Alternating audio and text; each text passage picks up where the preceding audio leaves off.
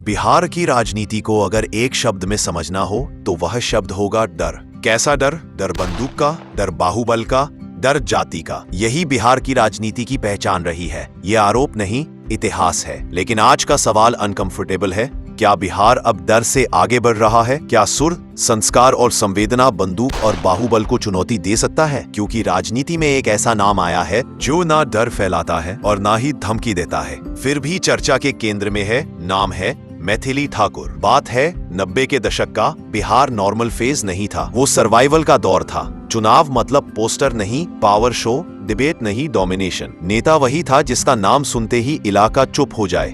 कितने केस है, कितनी बंदूकें हैं, कौन सी जाति साथ है, यही लीडरशिप का सिलेबस था। लोग पूछते थे किसे वोट दे, किससे बचेंगे। यही डर सालों तक सत्ता की भाषा बना रहा। सवाल ये है, क्या बिहार इसी भाषा के लिए बना था? अब जरा ध्यान से सुनिए। कोई काफिला नहीं, कोई गनमैन नहीं, कोई पावर शो नहीं, सिर्फ एक आवाज जो कि उठा था मिथिला और मिथिला के संस्कृति से, मैथिली ठाकुर की आवाज। राजनीति में आने से पहले उन्होंने लोगों से वोट नहीं मांगे, भरोसा जीता। जहां नेता भीड़ को कंट्रोल करते थे, वहां मैथिली लोगों से कनेक्ट करती थी। ये पॉपुलैरिटी नहीं थी, ये इमोशनल ओनरशिप था। और यही चीज सिस्टम को सबसे ज्यादा डराती है। जब एक्टर आता है तो लोग कहते हैं ये अपने प्रचार के लिए आया है। जब कोई बाहुबली आता है तो लोग डरने लगते हैं। लेकिन जब एक लोक गायिका आती है तो सिस्टम कंफ्यूज हो जाता है, क्योंकि ये ना ग्लैमर है ना डर, ये है कल्चरल डिसरप्शन। जिस राज्य में नेता लाठी के दम पे चुने जाते थे, वहां अब लोग गीतों से जुड़ रहे हैं। ये सॉफ्ट पावर नहीं, साइलेंट पावर है। और साइलेंट पावर ही हिस्ट्री में सबसे बड़ा बदलाव लाया है। हर कोई पूछ रहा है, क्या मैथिली ठाकुर अगली कंगना रनौत है? ये सवाल ही गलत है। कंगना पॉलिटिक्स में कॉन्फ्लिक्ट है, मैथिली पॉलिटिक्स में कॉन्ट्रास्ट है। एक नॉइज है,